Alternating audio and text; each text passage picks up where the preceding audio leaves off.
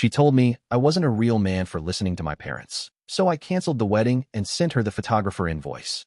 I met Melissa during my second year of working at a tech startup in Austin. She was beautiful, ambitious, and had this fire in her that drew people in.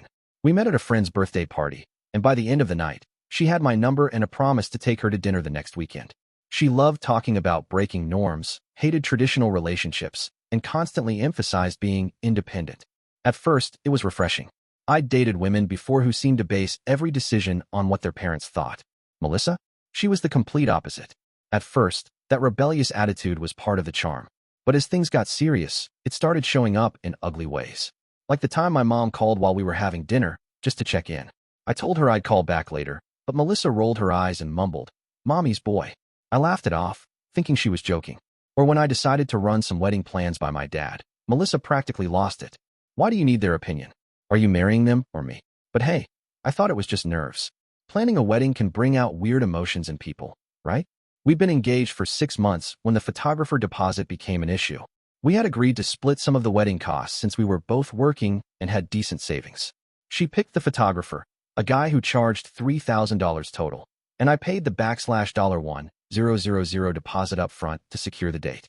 Melissa promised she'd Venmo me her half within the week. That was 2 months ago. Every time I brought it up, it became some sort of fight.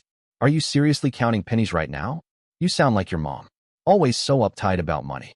I thought we were a team, or are you just here to send me invoices? I didn't even know how to respond. I was trying to be understanding, trying to be patient. But it was like she kept pushing, testing my limits. Then came the comment, the one that flipped everything. We were visiting her friend Qley and her boyfriend, and somehow the conversation turned to our honeymoon plans. I mentioned that I was waiting to finalize some things after speaking with my parents, since they were helping with part of the cost. Melissa snapped right there in front of them. You're not a real man if you still listen to your parents. Jesus, grow a pair, Jake. It felt like the room went silent. Qley chuckled awkwardly. Her boyfriend looked at the floor, and I just sat there, blinking. I should have said something right then. I should have stood up for myself. But I didn't. I let it slide. Again. That night, lying in bed next to her, I couldn't sleep. Something cracked in me. Not just because she embarrassed me in front of our friends, but because it wasn't the first time she tried to tear down my values. It just hit harder this time. I thought about all the moments I'd swept under the rug.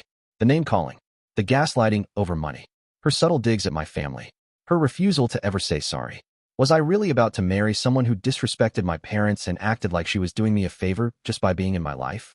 I looked at her sleeping and realized I didn't like the version of me she was shaping, and I knew I had to make a decision soon. The next morning, I made her coffee and acted like everything was normal. Not because I was okay, but because I needed time to think. I'd been second-guessing myself so much that I almost forgot what normal even felt like. At work that day, I couldn't concentrate. I sat in my cubicle, staring at my screen, replaying everything she said the night before. You're not a real man. That phrase echoed like a taunt. It wasn't about asking my parents for advice. It was about control. Melissa hated anything that didn't revolve around her way. That evening, I called my mom. I told her everything. Not just about the recent blow-up, but all the things I had kept to myself for months. She was quiet for a bit, then said, Jake, love doesn't look like this. You know that, right? And I did. I just didn't want to admit it. Later that night, I brought up the photographer deposit again. Calm, respectful, straightforward. Hey, just following up on the $500 for the photographer. I already covered the deposit 2 months ago, and we agreed to split it. She scoffed and said, You're really making a big deal over a few $100? I don't have time for this childish crap. That's when something snapped. Not in an angry way, just quiet clarity. I'm not being childish, I told her.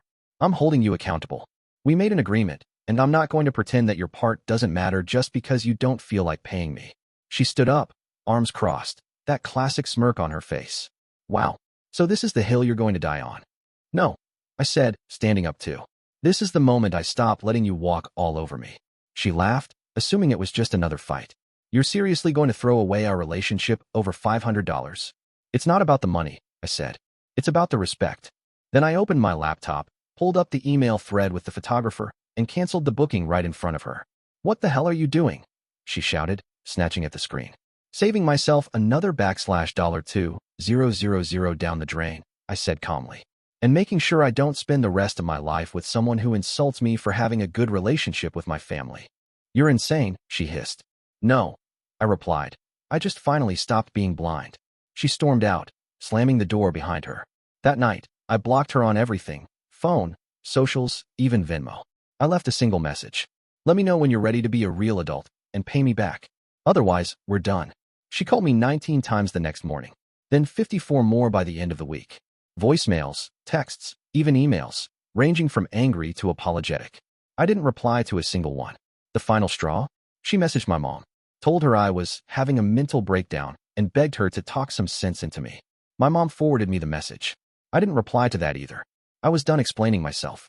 I was done begging someone to be the person I needed them to be. And honestly, I felt free.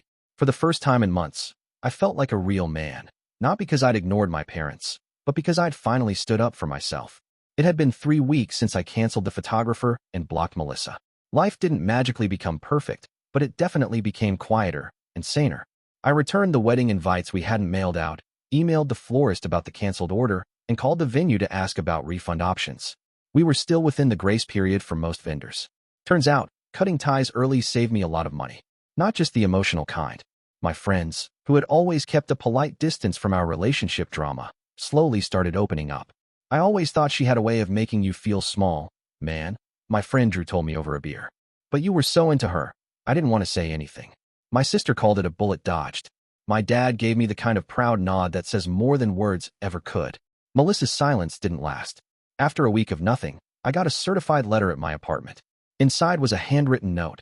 No apology, no accountability. Just a passive-aggressive, sarcastic 2-pager accusing me of being weak, too emotional, and obsessed with your family approval. Oh, and she enclosed a personal check for $250, half of what she owed for the photographer, with a sticky note that read, "I'm sure your mommy will be proud." That was the final nail in the coffin. I took a picture of the check and mailed it back with a printed copy of our original budget spreadsheet, highlighting the $500 she agreed to pay. No note, no drama, just facts. I never cashed it. She wasn't worth the strings attached. And here's the part one didn't expect. After all the chaos, I wasn't angry. I wasn't even hurt anymore. I was just done. Done making excuses for bad behavior. Done mistaking chaos for passion. Done mistaking control for strength. I started therapy a few weeks later, mostly to unpack why I let things get that far. Turns out, I'd spent a lot of time trying to prove myself. To her, to myself, maybe even to my parents.